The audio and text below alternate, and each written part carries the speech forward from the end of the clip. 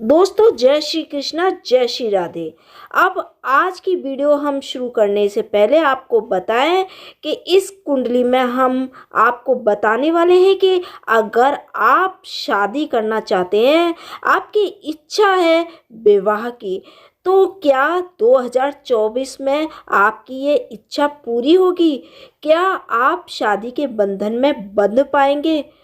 आज की वीडियो में हम आपको बताएंगे कि ग्रहों के गोचर के अनुसार किन किन राशियों की शादी के योग 2024 में बनने वाले हैं। आपको ये भी बता दें कि आखिर शादी के योग कुंडली में किस प्रकार देखे जाते हैं।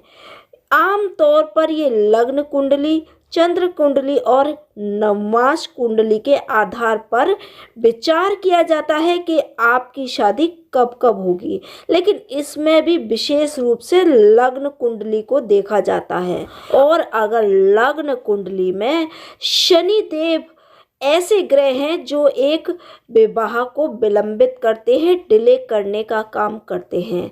शनि देव के कारण कभी कभी व्यक्ति 30, 32, 35, 40 तक की उम्र का हो जाता है और उसकी शादी नहीं हो पाती। उसका व्यापार बहुत अच्छा चलता है, समाज में नाम होता है, करियर में उच्चतम शिखर पर होता है, लेकिन फिर शादी नहीं हो पाती। लोगों को और उसको खुद को लगता है कि शायद उसने ही शादी के मामले में गैर जिम्मेदारी दिखाई है, लेकिन ऐसा नहीं होता, क्योंकि आपकी कुंडली में ही विवाह के योग नहीं होते हैं।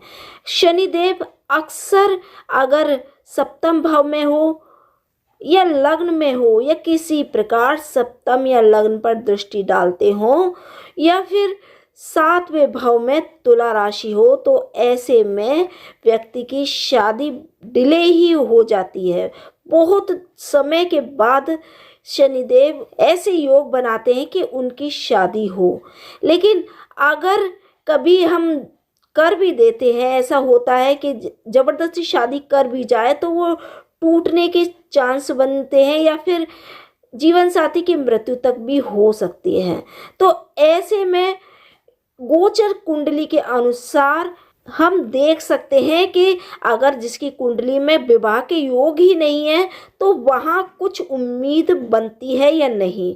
गोचर कुंडली के अनुसार जब ग्रहों की दृष्टि और संबंध उनके दूसरे भाव से 7वें भाव से होते हैं या उन ग्रहों पर पड़ने वाली दृष्टि के प्रभाव से ये गोचर की कुंडली के अनुसार ये योग बनते हैं कि इस समय आपका विवाह होगा या नहीं। आमतौर पर सप्तमेश, नवमेश और द्वितीयेश की महादशा में या सप्तम भाव पर पड़ने वाले ग्रहों की महादशा में शादी होने की संभावना के एक निश्चित योग बनते हैं। लेकिन अगर किसी की कुंडली में शनिदेव प्रॉब्लम करते हैं तो फिर शादी होकर टूट जाती है या फिर सगाई या फिर कोई बात बनते बनते बिगड़ भी सकती है। तो आज हम आपको बताएंगे कि ग्रह गोचर 2024 के अनुसार किन किन राशियों की शादी हो सकती है। तो दोस्तों, गुरुदेव 30 अक्टूबर को राहु से अलग हो गए हैं और अब वो मेष राशि में विचरण कर रहे हैं। तो ये मेष राशि में मई तक रहेंगे। मई के बाद उनका राशि परिवर्तन होगा और वो वृषभ राशि में चले जाएंगे।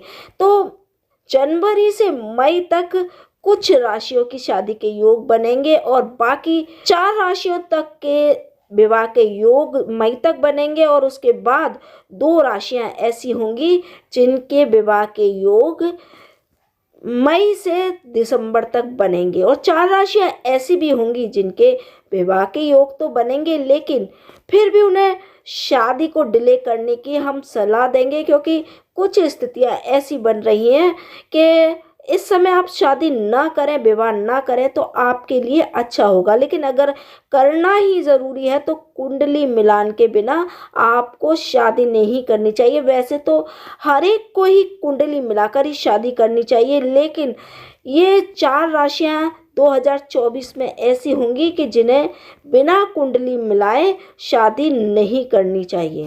तो हम अब पहले आपको बता देते हैं कि 2024 में मई तक के कौन सी वो 4 भाग्यशाली राशियां हैं जिनकी शादी के योग बन रहे हैं। वो 4 राशियां भाग्यशाली राशियां हैं मेष, मिथुन, तुला और कुंभ। यानी कि मेष यानी एरिस, मिथुन यानी कि जेमिनाइज, तुला यानी कि लिब्रा और कुंभ एक्वेरियस। इन 4 राशियों की शादी मई के महीने तक हो जाएगी और बाकी के 2 राशियां हैं जिनकी कि मई के बाद दिसंबर तक शादी के योग बनेंगे। वो 2 राशियां हैं कर्क और वृश्चिक। कर्क यानी कैंसर और वृश्चिक यानी कि स्कॉर्पियो।